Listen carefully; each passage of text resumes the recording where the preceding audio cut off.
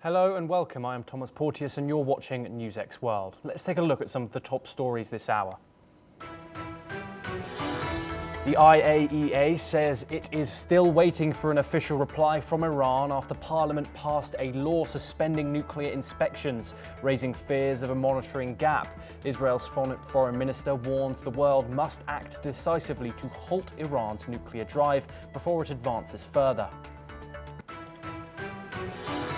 Hamas says it's studying new ceasefire proposals from mediators and wants any agreement to end the war and secure an Israeli army withdrawal from Gaza. Israeli Prime Minister Benjamin Netanyahu rejects the idea of Hamas remaining in power, declaring there will not be a Hamas, it's over. At least 14 Palestinians have been killed in Israeli airstrikes across Gaza as exhausted residents pick through rubble in search of survivors. Health officials report wounded children in hospitals while Hamas accuses a local clan leader of treason for surrendering. The Israeli military says it has captured a terrorist cell operated by Iran in southern Syria, linking the network to broader regional plots. The operation highlights Israel's ongoing campaign to counter Iranian influence in neighboring countries. Ukraine says it has not received any official notice about a halt to US weapons shipments and is pressing Washington for clarification. Military sources warn operations will be difficult without American ammunition, underlining the need for continued support. A senior Tibetan official says the next Dalai Lama does not need to be born in Tibet, pushing back against China's claim to control the process. Followers in India have welcomed the statement as a bold reformation of spiritual autonomy. Japan's Prime Minister Shigeru Ishiba says he remains determined to protect the country's core interests while negotiating a way out of the US tariff stalemate. The comments come as Tokyo seeks to balance trade pressure and domestic economic security. Hong Kong's government says it will propose a law to recognise limited rights for same-sex couples married overseas. The move marks a cautious step towards LGBTQ+ recognition in the city, where full marriage equality remains unavailable.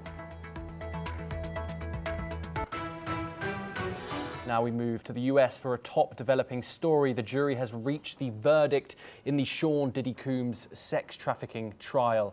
We are getting live visuals from New York right now, the courtroom which the music mogul is sat in while receiving his verdict. He has been found not guilty of racketeering and not guilty of sex trafficking by ex-partner Cassie Ventura and another woman referred to as Jane. Jane has reserved her right to be anonymous in this trial.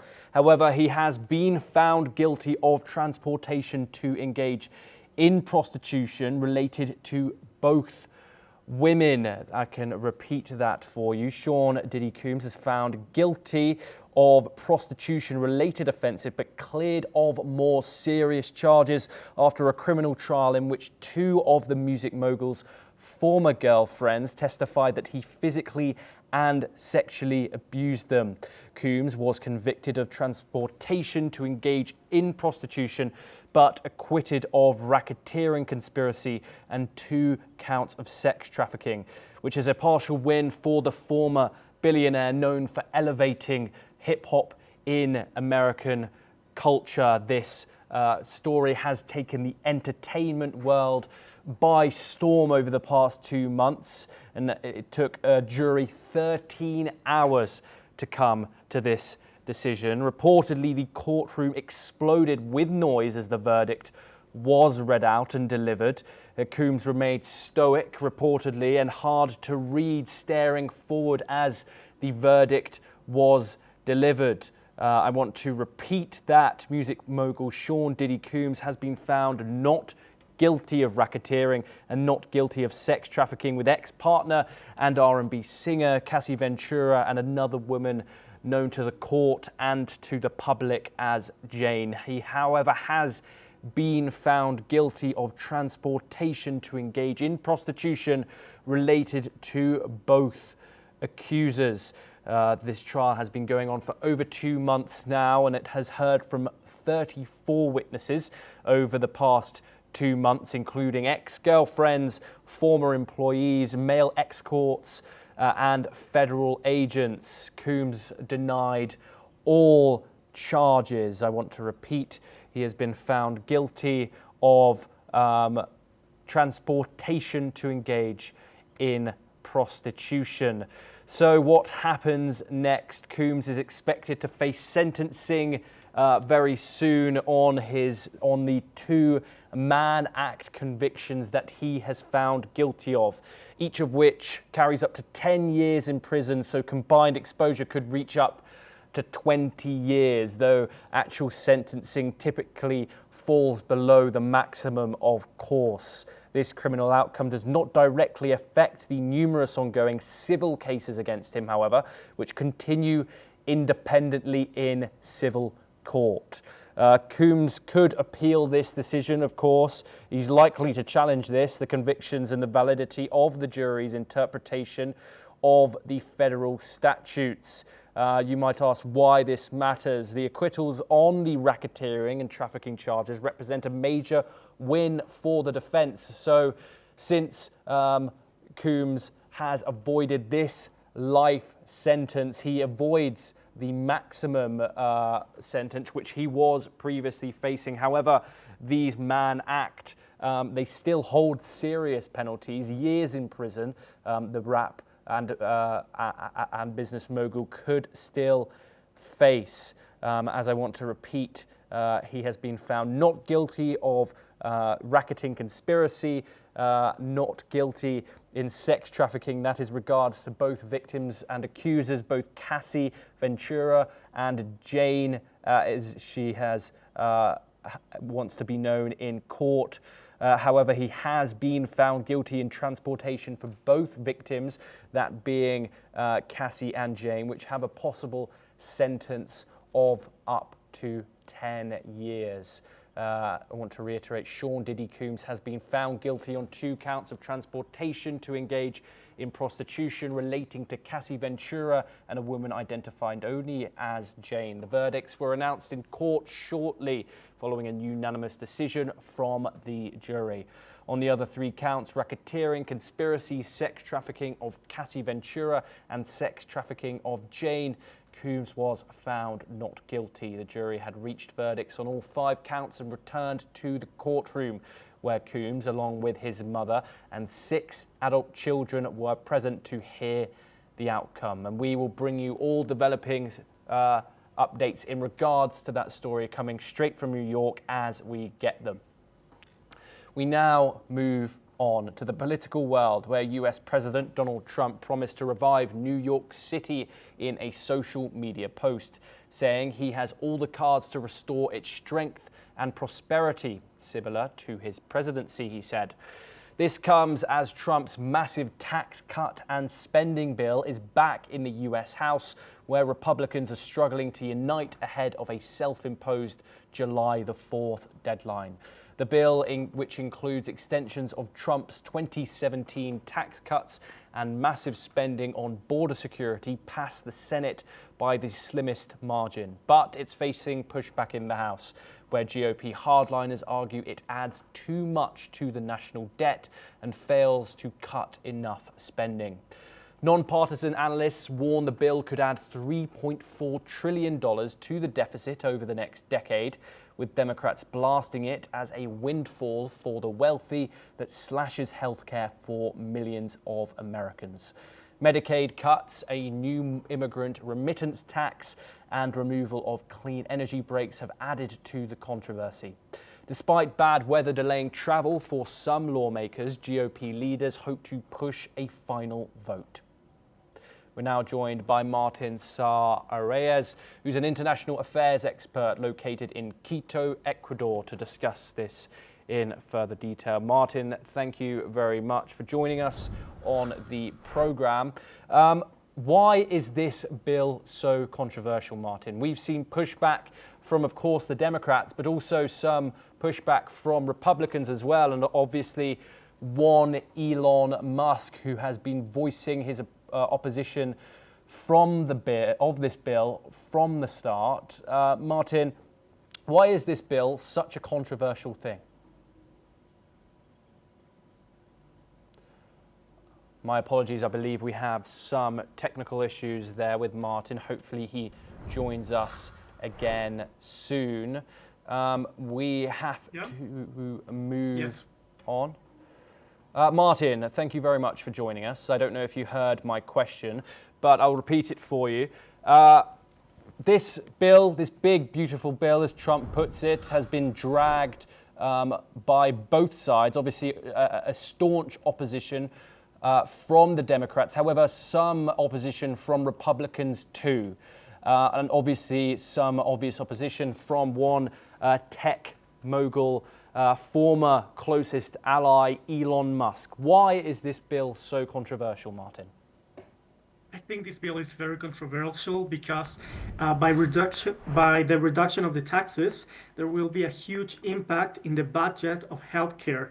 Americans have been struggling for years about financing their own healthcare, their own health issues. And basically, the Democrats have been always supporting new laws that can benefit the people to help them pay their health care bills, including the Obamacare. And also, this is a very divisive topic in the Republican Party, since a lot of Republicans oppose cutting budget of very essential rights for the people, and this is going to affect that. So I think this tax cut is going to help just a minority of very wealthy population in the US, but it's going to be very controversial for the rest of the population that needs this type of help. And yeah.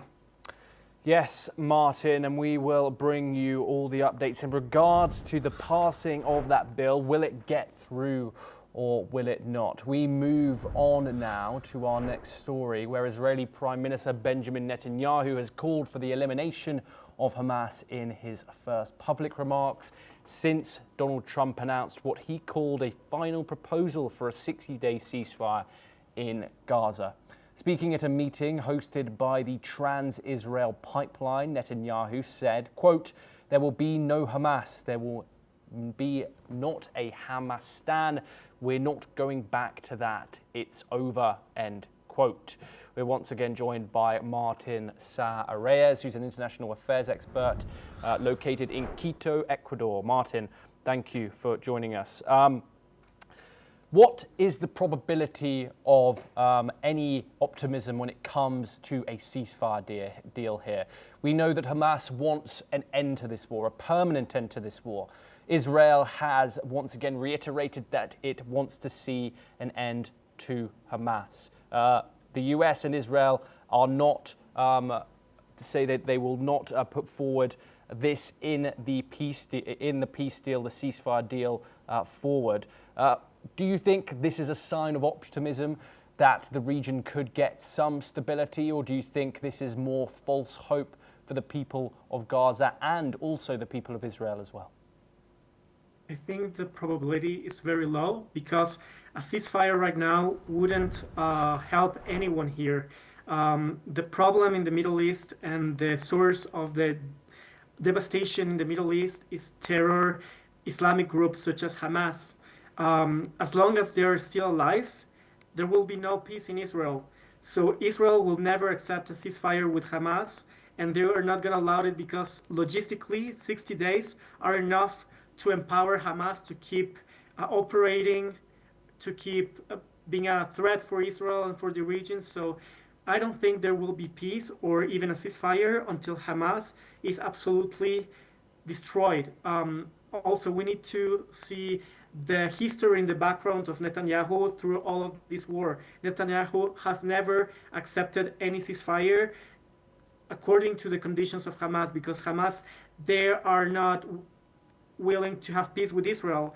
They're still in their fight for killing Israel and the Jewish people all around the world. So you can never negotiate with such a terrorist organization. So I don't think there will be a ceasefire. I think this war will be ending when Hamas ends and when Gaza is absolutely free of Hamas or this terror ideology, and there will be controlling power in the Gaza Strip, whether from Israel or the international community. Martin, you said that a ceasefire won't help anyone in the region. What about the nearly now 56,000 people which have died in Gaza, the hundreds of thousands which have been displaced, according to reports from the region? Also, the hostages that are, of course, still held in the Gaza Strip, the families of which have been pleading for a ceasefire for months and months. What do you say to them? I think it's devastating. I think it's a tragedy for both Palestinians and Israelis who are waiting for their loved ones being held hostage in Gaza. It's a tragedy. But we need to see reality. What is the best option for a future, a sustainable future in time? People in Gaza are being killed not only because of Israeli strikes, but also because of their Hamas agenda is to kill their own people. They think it's great to be killed in the name of radical Islam. They want as much as people being killed in Gaza because that's their agenda. So if Palestinians want peace, the only Martin, the vast amount of people are being killed by Israeli airstrikes and Israeli ground offensives, though. Do you is this not something that you deny? Of course not. It's a tragedy. Of course, this should be taken in consideration. And right now, Israel has been trying to evacuate these people. Of course, this is a tragedy. But if Hamas is not eradicated, there will be a lot of wars with more people being killed throughout the years. I mean, if Hamas remains and there's not a destruction of their infrastructure and Hamas is not absolutely destroyed, the future between Palestinians and Israel is it's going to be a tragedy. We'll be having thousands of innocent people being killed every year. Okay. So in order to avoid that, Hamas needs to be destroyed right now. And of course, people need to be evacuated. Israel needs to do everything that they can in order to evacuate people living in Gaza before striking the terror infrastructure.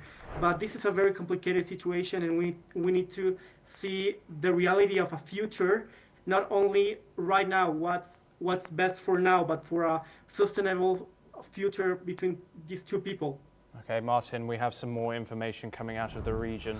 Hamas has suggested today that it was open to a ceasefire agreement with Israel, but stopped short of accepting a US-backed proposal announced earlier by Donald Trump, insisting that any deal must bring an end to the war in Gaza.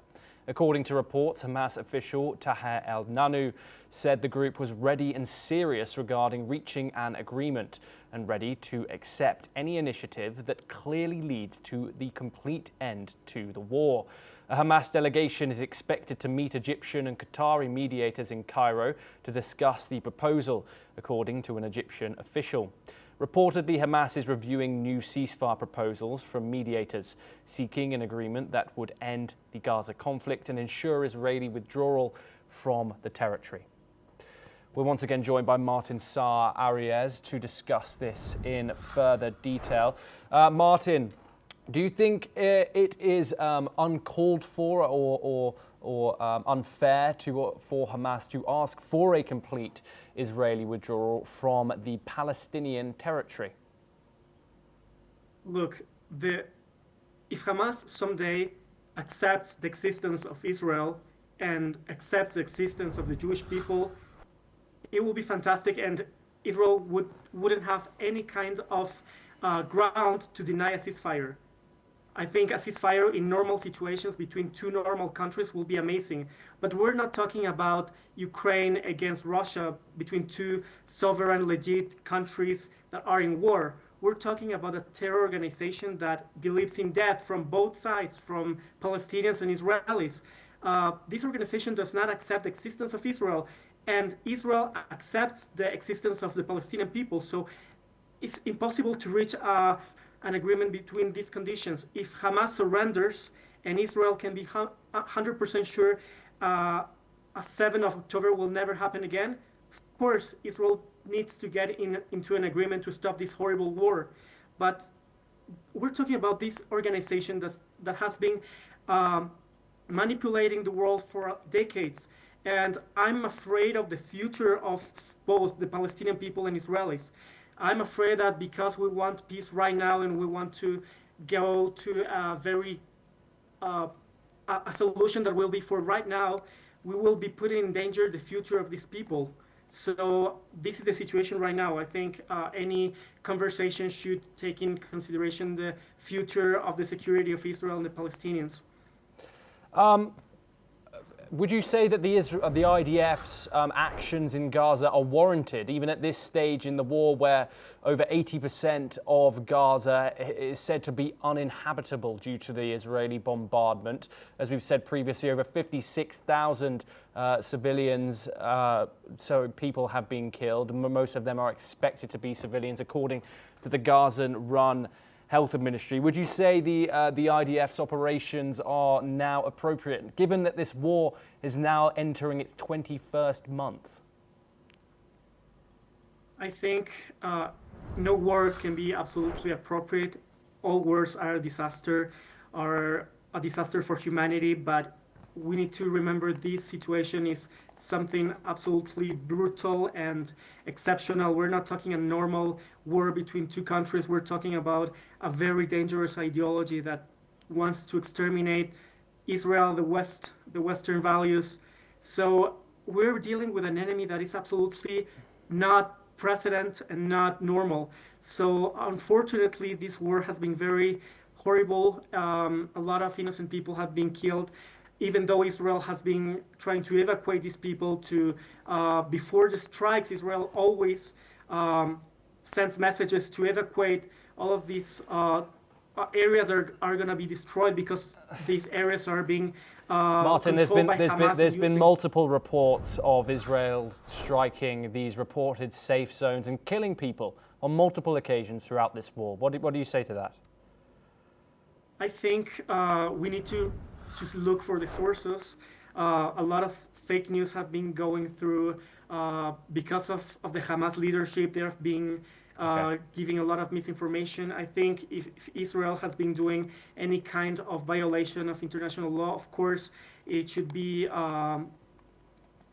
investigated, of course. But as long as I know, I mean, I've been there.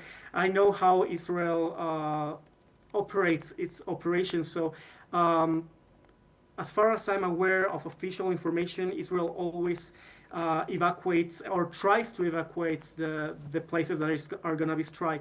Okay. If there has been a violation of international law, of course, it should be taken accountable, and of course, it should be investigated. But we need to take in account a lot of misinformation has been given by the authorities in the Gaza Strip. Okay, Martin, now we need to move on. We have some more news coming at our viewers. Switzerland has moved to shut down the Geneva branch of the US and Israeli-backed Gaza Humanitarian Foundation, otherwise known as the GHF, citing non-legal compliance. Officials say the foundation had no valid Swiss address, local representative or bank account and lacked a proper board.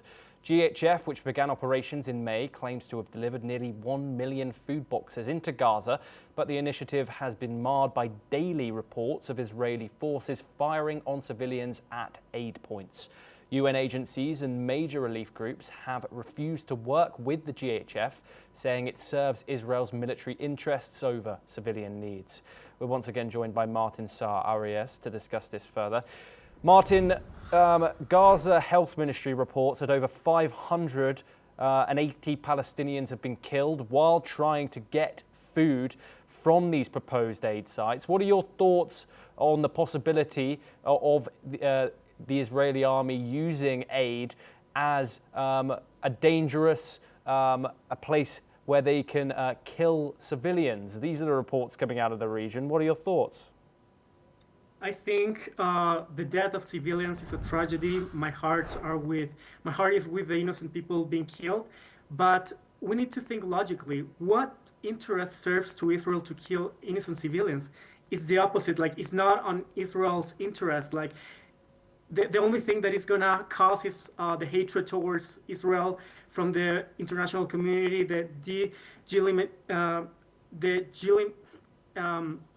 the the whole world putting in consideration that Israel is not acting according to the law. So Israel has nothing to win with these actions. I mean, it should be a stupid army if they would be doing this type of operations. It's absolutely not on Israel's interest.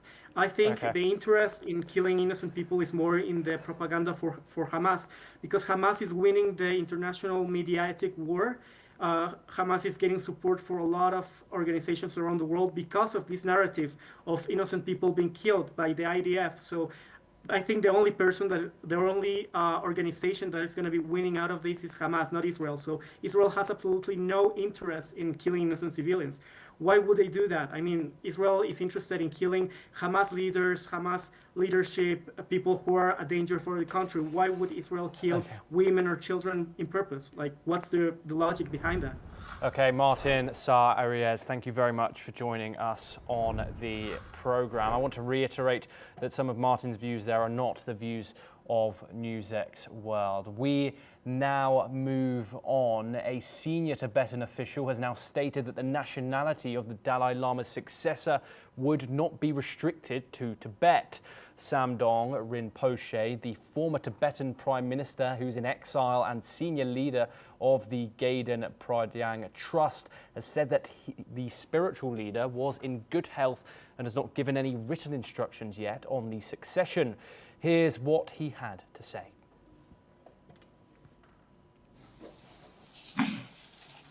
Kind of restriction, Dalai Lama should born in Tibet. Dalai Lama born in Mongolia, the third one, and Dalai Lama born today in India, the sixth Dalai Lama, and there's no nationality or geographical boundary. This comes after the Dalai Lama said that he will be reincarnated and that his non-profit institution will have the sole authority to identify his reincarnation, countering China's insistence that it will choose the successor of the Tibetan Buddhist leader. Meanwhile, Penpa Tsenring, leader of the Central Tibetan Administration, has said that the Dalai Lama would be open to visiting Tibet if his health permits and if there were no restrictions from China, which would mark his first visit to the country since 1959. However, he also added that Beijing had put a condition in that if the Dalai Lama visits, he should stay back, a condition that the Dalai Lama has refused, saying there is no freedom in China. Beijing, which views the Dalai Lama as a separatist, has reiterated that it had to approve the reincarnation and that it had to be done in China through a centuries-old ritual. We once again move to a related development, where as many praise the good news from Dalai Lama, some Tibetans in exile living in India's capital, Delhi, are discussing the uncertain future of his succession after the spiritual leader said the trust he founded will lead the search for his successor. The remarks by the leader, who turned 90 on July the 6th, came during a week of celebrations to mark his birthday. The remarks end long-time speculation among millions of followers about whether there would be another Dalai Lama after his death. Beijing views the Dalai Lama, who fled to India from Tibet in 1959 after a failed uprising against Chinese rule, as a separatist. The Dalai Lama has previously said his successor will be born outside China and urged his followers to reject anyone chosen by Beijing. Let's take a look at what some of his followers in Delhi had to say. Successor जो है ना वो चुनने के लिए फर्क क्यों पड़ता है? एक तो चाइनीज़ का जो रूल है और कंट्रोल में, अभी तो वर्ल्ड में से सबसे चाइनीज़ सबसे ताकतवर है। दलाई लामा जी ने उनको बहिष्कार करने के लिए, उनको रोकने के लिए, तभी उन्होंने क्या कहा है, सक्सेसर आगे जो चुना होगा वो जहाँ भारत देश या कहीं जहाँ फ्रीडम हो, डेमोक्रेसी हो, वहाँ आज़ाद देश, वहाँ पर मैं चुनूँगा। नहीं, हम तो ऐसे सोचे नहीं इस बारे में, तो ऐसा है। और दलाई लामा के अलावा हम लोग सोच भी नहीं सकते ऐसा कोई दूसरा उनकी जगह लेगा, ऐसा है। तो हमारा तो उन्हीं का है, मतलब जो Now we move back over to the United States, where the US President Donald Trump has announced a new trade deal with Vietnam. Speaking just moments ago, Trump said American products will enter Vietnam at zero tariffs, while Vietnam will pay a 20% tariff on goods coming into the United States. He added that any transshipping will face a 40% tariff. Trump also claimed full access to Vietnam's markets for US trade. We move on once again. The Hong Kong government has announced plans to recognise limited rights for same-sex couples married abroad. The move comes in response to a 2023 court ruling which ordered authorities to create an alternate legal framework for same-sex unions. Under the proposed legislation, eligible couples will be able to register their relationships through a new system, but only if their marriage is legally recognised overseas. The rights granted will focus primarily on healthcare, including hospital visits, medical decisions, sharing information and organ donation. It will also cover certain death-related rights. However, issues like housing, taxes and inheritance are not included. The proposal will be discussed in a legislative committee on Thursday. Officials, however, have not provided a timeline when the bill might be passed.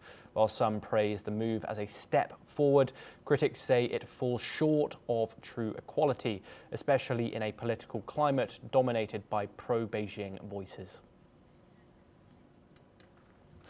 Now we stay in the region where the head of the Kyrgyz state, Sadir Zaporov, has stated that Kyrgyzstan and Russia are working together successfully across many areas with no problems to speak of in relations between the countries. According to reports, Zaporov said he was eager to receive the Russian president in his own country this fall. As per Zaporov, during the talks with the Russian president in Moscow today, said there is a good opportunity to discuss topical issues of bilateral cooperation. He also said that he hoped the two will exchange views on the further development of the Kyrgyz-Russian strategic partnership and alliance of the interest of both states. Meanwhile, President Vladimir Putin has praised Kyrgyzstan for preserving the special status of the Russian language, even as the Central Asian country moves to strengthen the use of Kyrgyz in public life. Putin's remarks come a week after Kyrgyzstan's parliament passed a bill requiring public officials to be proficient in Kyrgyz and mandating that at least 60% of broadcast content on television and radio be in the Kyrgyz language. The bill also requires place names to be written in Kyrgyz and stipulates that Kyrgyz language text in advertisements appear larger than Russian. Now, in another diplomatic development, the Russian Foreign Ministry has stated that it does not have access to its citizens detained in recent days in the country of Azerbaijan, amid escalating tensions between the two countries. This comes after two journalists working for a Russian state outlet were arrested in Baku on June the 30th, and following day, another group of Russians were also detained in suspicion of drug trafficking and cybercrime. The arrests followed by Russian police raids against ethnic Azerbaijanis living in Russia suspected of involvement in serious crimes in which two men died. Meanwhile, talks are taking place between the head of the Russian Investigative Committee and Azerbaijan's Prosecutor General to discuss issues of concern, according to Kremlin spokesman Dmitry Peskov. The Russian Foreign Ministry has called on Baku to return its relations with Russia to the level of strategic cooperation the two sides had previously enjoyed. Here's what she said. Рассчитываем, что желающие испортить двусторонние отношения воздержатся от дальнейших провокационных шагов. Этих шагов уже было немало. Нужно отметить, что эти шаги наносят серьезный ущерб межгосударственным отношениям. И мы, конечно, призываем азербайджанскую сторону предпринять меры по возвращению к уровню межгосударственных отношений, который сформулирован в официальных документах. Напомню, это уровень стратегического союзничества. И убеждены, что все возникающие вопросы необходимо решать в партнерском ключе с задействованием имеющихся политико-дипломатических каналов, именно такой подход, а не искусственное нагнетание конфронтации, на деле служили бы коренным интересам народов двух. Now we move over to the United Kingdom, where Prime Minister Keir Starmer has defended his welfare reform plans in Parliament after a humiliating climb down to avoid Labour rebellion. Chancellor Rachel Reeves appeared visibly upset during the session, sparking fresh speculation about her future. Starmer insisted the revised bill will still benefit taxpayers and boost the economy despite losing key savings measures. Opposition leader Kemi Badenoch accused him of weak leadership. Here's what the Prime Minister told Parliament today. What we delivered last night was a bill which ends mandatory reassessment of those with severe disabilities. That is the right thing to do. It rebalances universal credit. That is long overdue, and it sets out a pathway to reform of PIP. The reformed welfare system that we're putting in place will be better for individuals, better for the taxpayer, and better for the economy. Opposition leader Kemi Badenoch accused Starmer of weakness and said his welfare bill was gutted under party pressure. Here's what she said. Louder for those at the back, sickness benefits are set to rise to £100 billion because of their mess. They cannot now reduce it. They can't reduce it because after last night's humiliating U-turn, we know he cannot control his MPs. They're cheering now, but you signed the amendment. You signed the amendment. Over 100 people signed that reasoned amendment until the bill was completely gutted. He said that he would take the difficult decisions, but isn't the reality that he is too weak to get anything done? We stay in Europe for our next story, where Germany and the United Kingdom are set to sign a landmark defence treaty on July the 17th, according to Politico. The agreement includes a mutual assistance clause, meaning any strategic threat to one country will be seen as a threat to the other. This comes amid efforts to boost European security cooperation and reduce dependence on the United States under President Trump. The treaty follows last year's pledge by then-Chancellor Olaf Scholz and Prime Minister Keir Starmer for closer ties. Officials say the deal is in its final stages and awaiting German cabinet approval later this month. Now we move over to Italy, where Prime Minister Giorgia Meloni met with Pope Leo at the Vatican on Wednesday, marking their first official audience since his election in May. Meloni was accompanied by Deputy Premiers Antonio Tajani and Matteo Salvini, along with Cabinet Secretary Alfredo Mantovano. She was welcomed by the Swiss Guard before holding a closed-door meeting with the pontiff. The discussion is expected to have touched on social issues and Italy's international role. Later, Meloni is scheduled to meet Vatican Secretary of State Cardinal Pietro Parolin, reinforcing diplomatic ties between Rome and the Holy See. Now we move on once again. China's Foreign Minister Wang Yi met with European Council President Antonio Costa in Brussels as both sides prepare for a key China-EU leaders summit later this month. During the talks, Wang called for stronger communication channels between Beijing and Brussels and urged the EU to respect China's core interests. He criticised unilateralism and bullying tactics on the global stage, warning that they threaten the international order. The two leaders also discussed the war in Ukraine, with Wang reiterating China's support for peace talks and a political resolution to the conflict. The visit comes amid growing economic and geopolitical tensions between China and the European Union, including disagreements over trade, technology and global security. China says it's willing to work with the EU to strengthen ties and avoid escalation ahead of this month's summit. The meeting marks another effort to stabilise relations between the two of the world's most influential economic blocs. Now we move over to the business world, where Tesla has reported its sharpest drop in quarterly deliveries, with just 384,000 vehicles sold in Q2, a 13.5% decline from last year. Despite this historic fall, investors reacted positively, sending Tesla stock nearly up 3% in early trading. Analysts say the figures were better than feared, following weeks of weak data out of China and of Europe. CEO Elon Musk's political activism, including massive donations to Donald Trump and public feuds with the White House, has also damaged Tesla's image among some buyers. In the United States, sales slipped as left-leaning consumers sought alternatives. Still, Tesla produced over 410,000 vehicles and continues to push its energy storage business, reporting 9.6 gigawatt hours this quarter. With earnings expected on July the 23rd, all eyes are on Tesla's next model launch, which could determine if sales can be revived amid mounting global competition and political controversy. Now let's move to South Asia, where Bangladesh's ousted Prime Minister Sheikh Hasina has been sentenced to 6 months in prison for contempt of court by the International Crimes Tribunal. This marks her first formal sentence since being deposed in August of 2024. The verdict came after a leaked audio recording where Hasina allegedly said she had a license to kill and was ruled contemptuous. The recording was verified by a government forensic team, with Hasina, who fled to India after deadly protests toppled her government, was tried in absentia.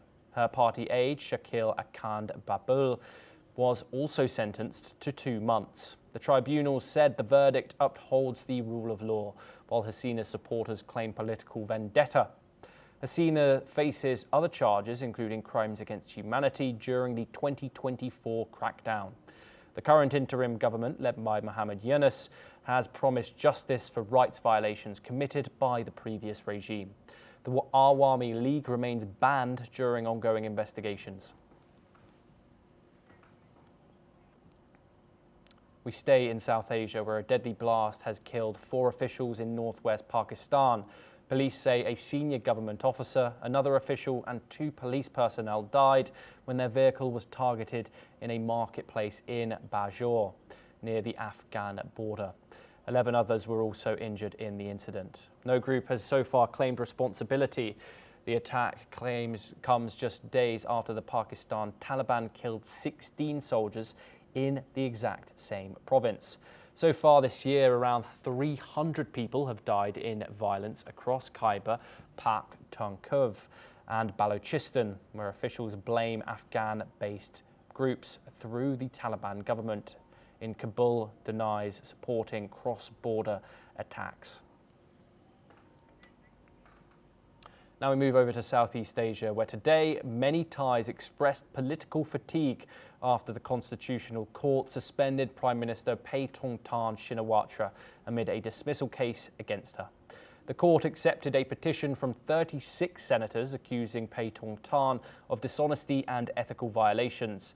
The charges stem from a leaked phone call with Cambodia's former leader, Hun Sen, which was meant to ease tensions over a border dispute and troop build-up. The June 15th leak sparked public outrage and weakened Paetongtarn's coalition, which now holds a slim majority after a major party left, accusing her of undermining Thailand's sovereignty. Meanwhile, protesters have ramped up calls for new demonstrations demanding a change in government. Let's listen in to a resident and a political science professor.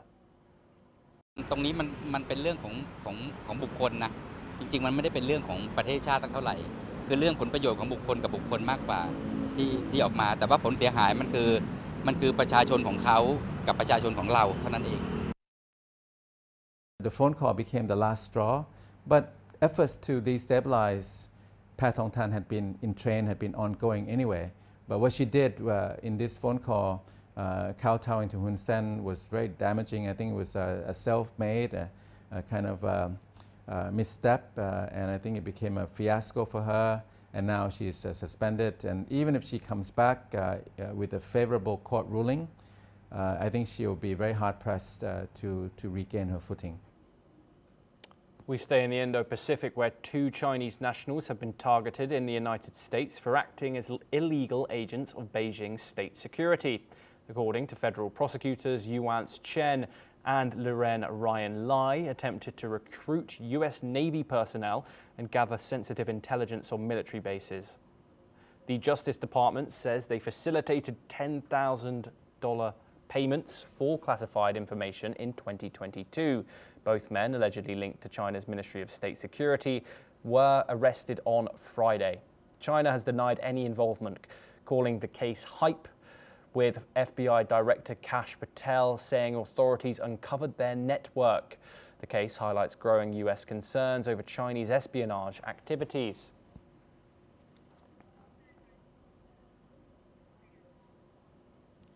Now let's move west to Europe, where a fire that shut down London's Heathrow Airport in March has been traced to a moisture-related electrical fault, first flagged back in 2018. The fire broke out at the North Hyde substation about 2 miles from Heathrow, causing a total power failure across parts of the airport.